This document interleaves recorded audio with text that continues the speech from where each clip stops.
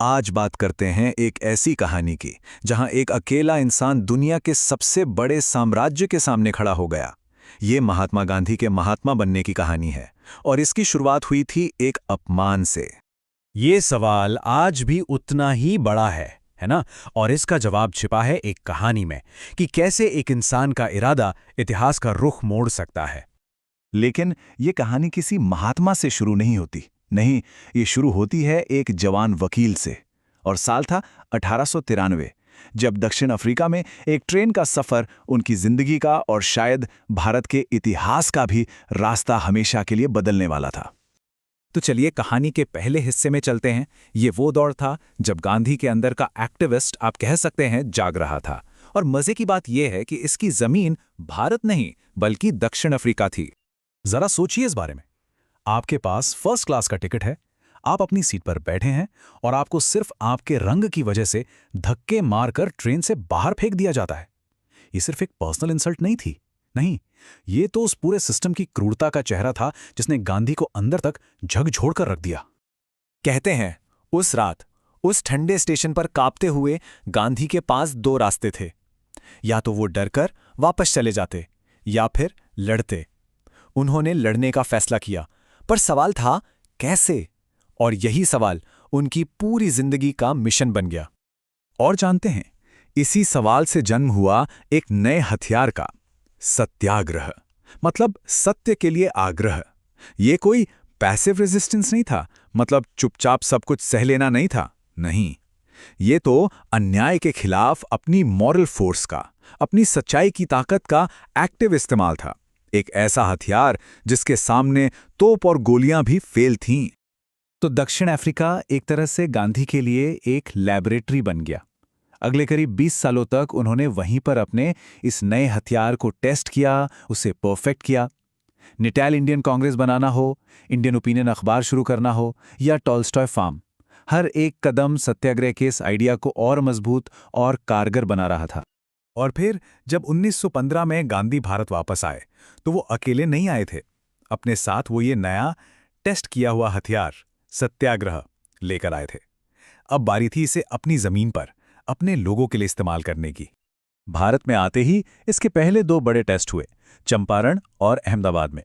चंपारण में किसानों के लिए उन्होंने पहली बार सिविल डिसोबीडियंस यानी सविनय अवज्ञा का इस्तेमाल किया। और फिर अहमदाबाद में मिल मजदूरों के हक के लिए पहली बार भूख हड़ताल पर बैठे। देखिए, तरीके अलग अलग थे पर मकसद एक ही था, बिना खून बहाए, बिना हिंसा के न्याय हासिल करना। और इन दोनों ही जगहों पर मिली जीत ने पूरे देश को दिखा दिया कि सत्याग्रह सिर्फ एक फिलॉसफी नहीं है, ये वाकई में काम करता है, ये एक कारगर हथियार है। और इन्हीं जीतों ने मोहनदास को देश की नज़रों में एक बड़े नेता के तौर पर स्थापित कर दिया। तो अब तक लड़ाई स्थानीय थी, लोकल मुद्दों पर थी। लेकिन इन जीतों के बाद स्टेज सेट हो चुका था एक बड़ी लड़ाई के लिए, एक सीधी टक्कर के लिए ब्रिटिश राज के साथ। और इस बड़ी टक्कर की चिंगारी बना रॉलेट एक्ट। सोचिए, एक ऐसा कानून जो सरकार को ताकत देता है कि वो किसी को भी सिर्फ शक के आधार पे बिना किसी ट्रायल के 2 साल के लिए जेल में डाल दे। कोई वकील नहीं, कोई दलील नहीं, कोई अपील नहीं। गांधी ने ऐसे काला कानून कहा और इसके खिलाफ पूरे देश में सत्याग्रह का ऐलान कर दिया। पूरे देश में प्रोटेस्ट शुरू हो गए। बात है अमृतसर की। दिन था बैसाखी का, 13 अप्रैल 1919। जलियांवाला बाग में हजारों लोग जमा हुए थे। कुछ अपने नेताओं की गिरफ्तारी का शांति से विरोध करने, तो बहुत से लोग परिवार के साथ बस बैसाखी का त्योहार मनाने आए थे। लेकिन जब एक निहत्थी पीसफुल भीड़ जमा होती है तो एक जालिम हुकूमत क्या करती है? इसका जो जवाब मिला वो भारतीय इतिहास के सबसे काले पन्नों में से एक बन गया।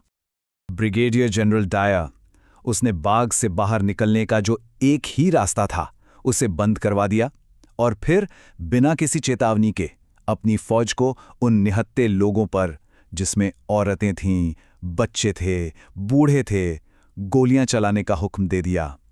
देखते ही देखते एक शांतिपूर्ण प्रदर्शन एक खूनी नरसंहार में बदल गया। इस हत्याकांड ने पूरे देश को सदमे में डाल दिया। एक तरह का सन्नाटा छा गया। रविंद्रनाथ टैगोर ने गुस्से में अपना नाइटहुड लौटा दिया। गांधी ने अपना कैसर-ए-हिंद मेडल वापस कर दिया, लेकिन ब्रिटिश सरकार की हंटर कमीशन ने डायर को लगभग बरी कर दिया। इस बात ने लोगों के गुस्से को और भड़का दिया और ये जख्म इतना गहरा था कि सालों बाद 1940 में उधम सिंह ने लंदन जाकर इसका बदला लिया। जलियांवाला बाग के बाद एक बात बिल्कुल साफ हो गई थी। अब छोटे मोटे प्रोटेस्ट से, अर्जियों से काम नहीं चलने वाला था। अब जरूरत थी एक बड़े, एक जोरदार, एक देशव्यापी आंदोलन की। इस नरसंहार ने, इस दर्द ने पूरे देश को एक धागे में पिरो दिया था और गांधी ने इसी एकता को, इसी गुस्से को एक दिशा दी। उन्होंने उस वक्त चल रहे खिलाफत आंदोलन को साथ लिया जो भारतीय मुसलमान तुर्की के खलीफा के सम्मान के लिए चला रहे थे। हिंदू मुस्लिम एकता की इस जमीन पर उन्होंने असहयोग आंदोलन यानी नॉन कॉपरेशन मूवमेंट की नींव रखी। और ये कोई अचानक लिया गया फैसला नहीं था, पूरी प्लानिंग थी इसके पीछे। देखिए, सबसे पहले खिलाफत आंदोलन के साथ गठबंधन करके एक मजबूत मोर्चा बनाया, फिर कांग्रेस के स्पेशल सेशन में से अप्रूव करवाया गया और आखिर में पूरे देश से अपील की गई कि अंग्रेजों के बनाए हर इंस्टीट्यूशन का बॉयकॉट करो, उनके स्कूल, कॉलेज, अदालतें, उनका सामान, सब कुछ। ये सही मायने में भारत का पहला मास मूवमेंट था। आंदोलन अपने चरम पर था। ऐसा लग रहा था कि पूरा देश एक साथ उठ खड़ा हुआ है। ब्रिटिश राज की नींव हिलने लगी थी। लेकिन तभी कुछ ऐसा हुआ जिसने पूरी कहानी का रुख ही पलट दिया। तारीख थी 4 फरवरी 1922। जगह गोरखपुर के पास एक छोटा सा कस्बा चौरी चौरा। वहां प्रोटेस्ट कर रही एक भीड़ हिंसक हो गई और गुस्से में उन्होंने एक पुलिस स्टेशन को ही आग लगा दी। अंदर 22 पुलिस वाले जलकर मर गए। ये जो हिंसा हुई वो इस आंदोलन के सबसे बुनियादी सिद्धांत अहिंसा के बिल्कुल खिलाफ थी। गांधी इस खबर से हिल गए। उन्होंने कहा ये एक दैवीय चेतावनी है। उन्हें महसूस हुआ कि देश शायद अभी इतने बड़े अहिंसक आंदोलन के लिए पूरी तरह तैयार नहीं है और अपने सिद्धांत पर टिके रहते हुए उन्होंने आंदोलन वापस लेने का फैसला कर लिया। जाहिर है ब्रिटिश सरकार को मौका मिल गया। उन्हें गिरफ्तार किया गया और 6 साल की जेल की सजा सुना दी गई। गांधी तो जेल चले गए और आंदोलन भी रुक गया, लेकिन कांग्रेस के अंदर एक नई बहस शुरू हो गई। पार्टी साफ साफ 2 गुटों में बंट गई। एक तरफ थे नो चेंजर्स, मतलब जो कोई बदलाव नहीं चाहते थे। इनका कहना था कि हमें गांधी के बताए रास्ते पर ही चलना है, खादी, चरखा, बॉयकॉट ये सब जारी रखना है। और दूसरी तरफ थे प्रो चेंजर्स या स्वराजिस्ट। इनका आइडिया अलग था। वो कहते थे कि बॉयकॉट से काम नहीं चलेगा, अब हमें इलेक्शन लड़कर काउंसिल्स के अंदर जाना होगा और सरकार का विरोध सिस्टम के अंदर से करना होगा। ये एक बड़ा स्ट्रैटेजिक डिफरेंस था जिसने आगे की राजनीति को शेप किया। तो नॉन कोऑपरेशन मूवमेंट भले ही अचानक खत्म हो गया, लेकिन इसने एक काम जरूर किया था। इसने पूरे देश को, हर आम इंसान को पॉलिटिकली जगा दिया था। तो सवाल ये नहीं है कि आंदोलन क्यों रुका, असली सवाल तो शायद ये है कि क्या आज़ादी की असली लड़ाई की शुरुआत यहीं से हुई थी।